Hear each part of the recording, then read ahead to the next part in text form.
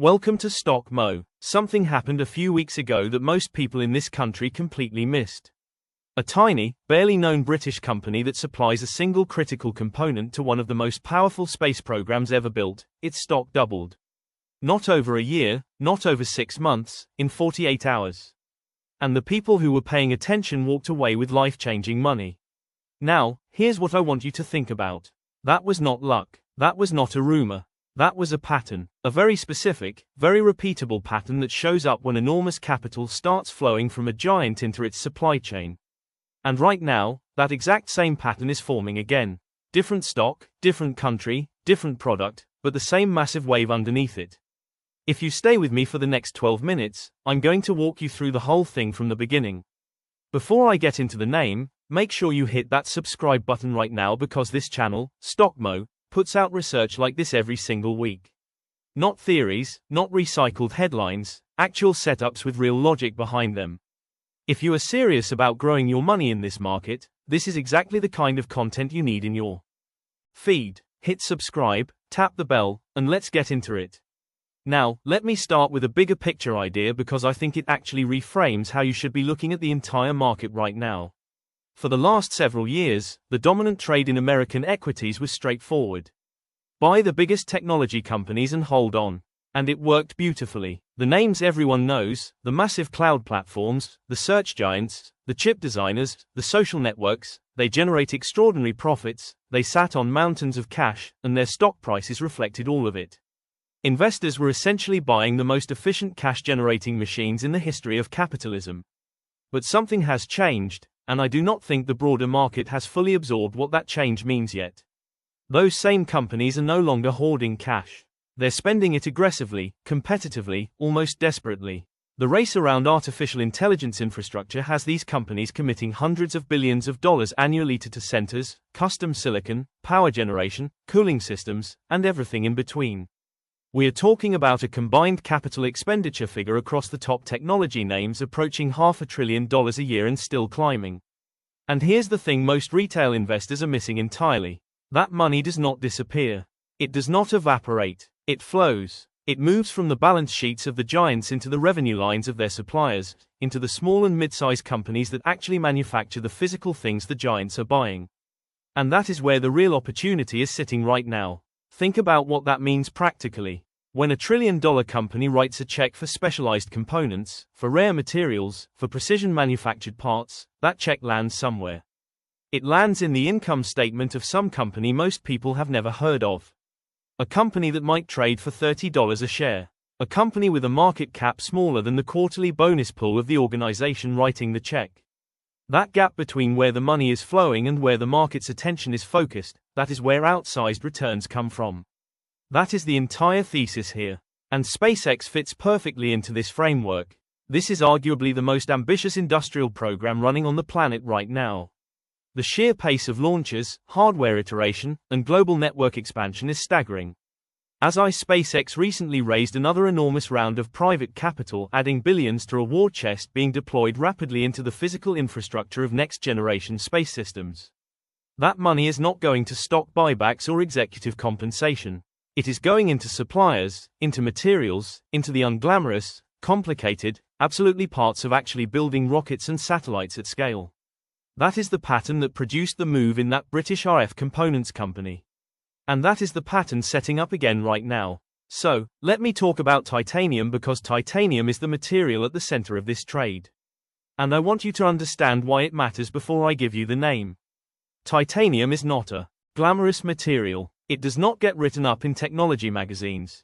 But, if you are building rockets, if you're designing next-generation aerospace systems, if you're engineering anything that has to survive extreme heat, extreme pressure, and mechanical stress while staying as light as possible, titanium is not optional. It is the material. Hot sections of launch vehicles, structural alloys, fuel system components, titanium runs through all of it. The most powerful rocket ever built, the centerpiece of SpaceX's long-term architecture, uses it in enormous quantities every launch, every vehicle. Thousands of pounds of high-grade aerospace titanium per unit.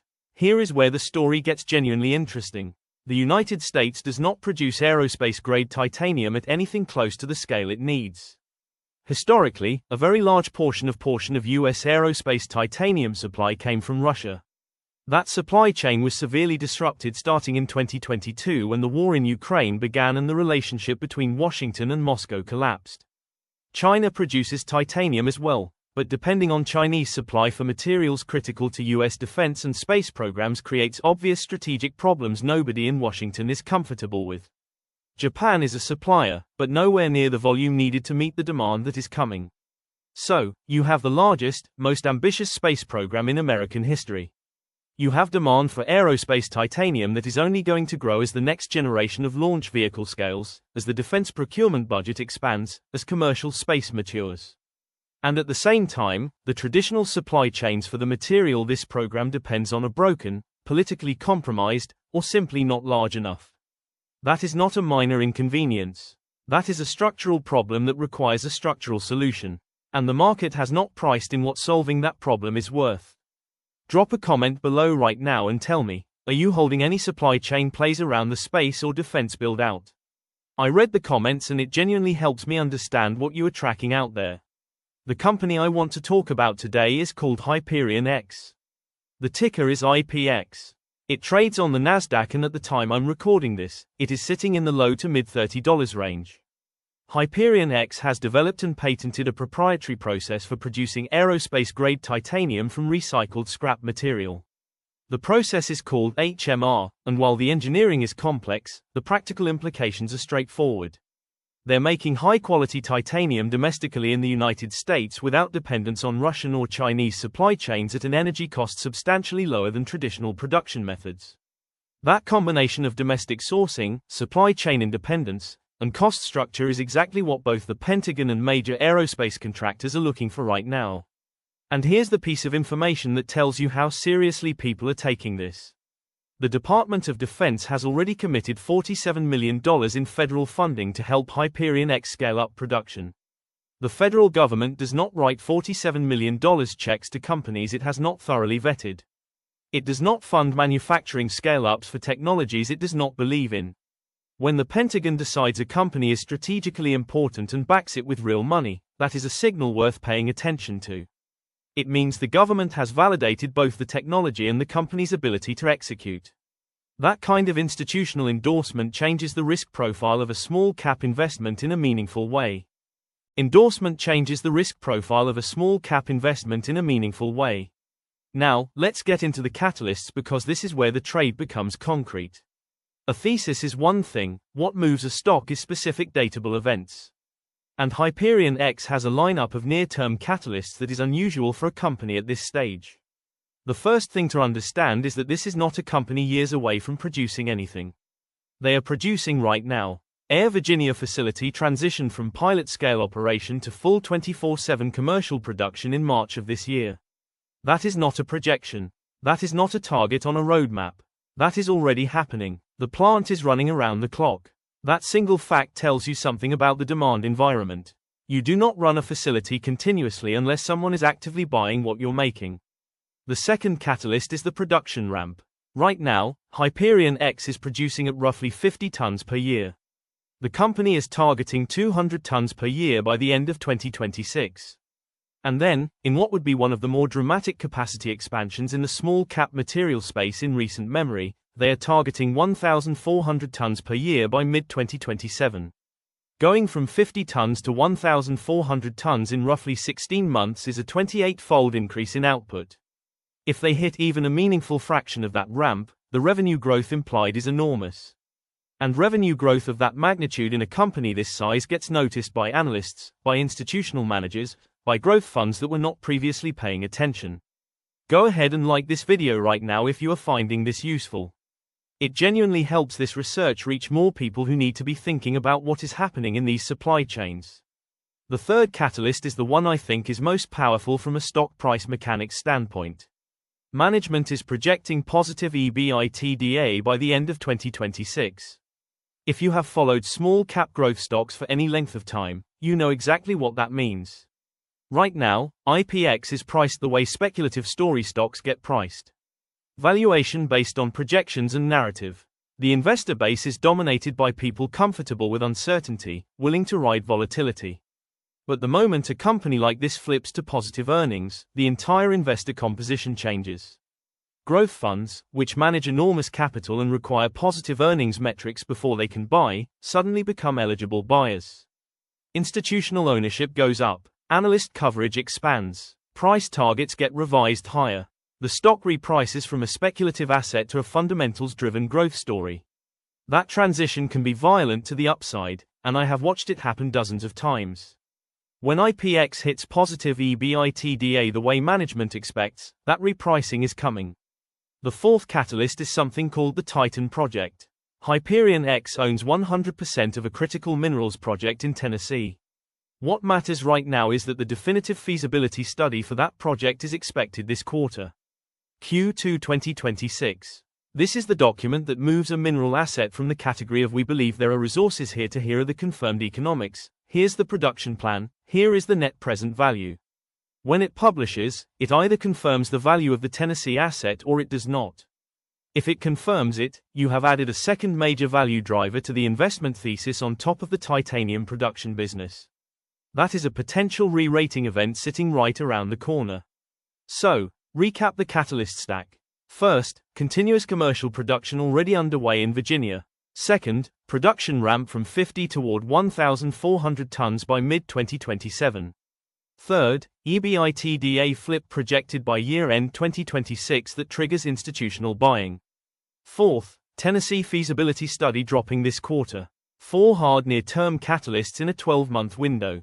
Most publicly traded companies do not generate one event of that magnitude in a year. Share this video with someone you know who is serious about building wealth. If you have a friend or a family member who follows the markets and is always looking for real ideas before they become obvious, send him this right now. This is the kind of research that gets dismissed until it is too late. And then everyone asks why they did not see it coming. Now, let me look at where analysts have their price targets because it puts the upside in perspective. Street consensus on Hyperion X is sitting around $55 a share. The stock, as I record this, is around $32. That is roughly a 75% move just to reach what analysts who cover this stock already think it is worth. And I would argue consensus is anchored too low. The models are pricing in the known business. They are not pricing in what happens if SpaceX becomes a direct customer. They are not pricing in a second major Pentagon commitment. They are not pricing in what the Tennessee asset adds if that feasibility study is strong. When you layer those scenarios in, the upside case grows considerably larger than 75%. The chart is also constructive for anyone who follows technical setups. The stock ran from single digits to 60, then pulled back sharply to around 20. That pattern is typical for story stocks in their early innings. But what I am observing now is a base forming with real structure. Pullbacks are getting shallower, volume is contracting on the downside, suggesting sellers are losing conviction. Higher lows are starting to develop on the daily. When a stock with this kind of fundamental catalyst stack begins setting up technically this way, it gets my attention. A breakout on volume from this base could be a fast move, and the $50 range is a reasonable near-term target if the momentum engages. Now, let me be direct about the risks, because this is not a guaranteed outcome. Hyperion X is a small cap company with real execution risk. The thesis depends on hitting production ramp targets. If the Virginia facility runs into problems, if the scale-up takes longer than expected, the stock takes a significant hit. Markets punish missed timelines harshly in pre-earnings names. The Tennessee feasibility study is a binary event. Federal funding can be redirected depending on budget decisions and political priorities.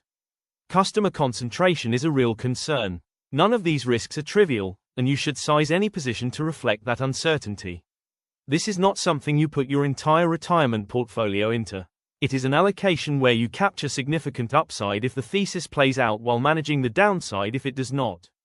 But, here is how I think about the risk-reward. You have a company already in production, federal validation in the form of $47 million in committed funding, near-term catalysts that are specific and datable, analyst consensus already pointing to meaningful upside, a supply chain problem that is genuinely strategic, where the government has every incentive to ensure a domestic solution exists. The downside is real, but bounded. The upside, particularly if a major aerospace contract gets announced, is quite large. This is the same fundamental setup that made the Filtronic trade work, Not because of luck, because the supply chain math was undeniable, the catalysts were real, and the market had not connected the dots yet. With Hyperion X, the dots are there. The logic is clean. The window before the broader market catches up may not stay open long. One more reminder to subscribe to Stock Radar if you have not already. We do this every week. Supply chain plays. Backdoor exposure to major industrial themes. Setups the financial media ignores because they are chasing the same 5 names everyone already owns. If you want to be ahead of the move instead of reading about it after the fact, this is the channel to follow. Hit subscribe and come back every week. The bigger picture here, beyond this single trade, is that we are in a moment where the defining investment themes of our era, AI infrastructure, space commercialization, domestic supply chain reshoring, defense modernization, are creating enormous demand for physical products that have to be manufactured by real companies with real facilities. The capital is flowing. The question is simply whether you are positioned where the money is going or watching it pass by. That British RF components company was the answer for satellite communications. Hyperion X is the answer for domestic aerospace titanium. Same underlying logic, same pattern of capital flowing from giant to supplier, same opportunity for investors who see it before it becomes the headline. The stage is set, the catalysts are lined up. Pay attention to where the money lands.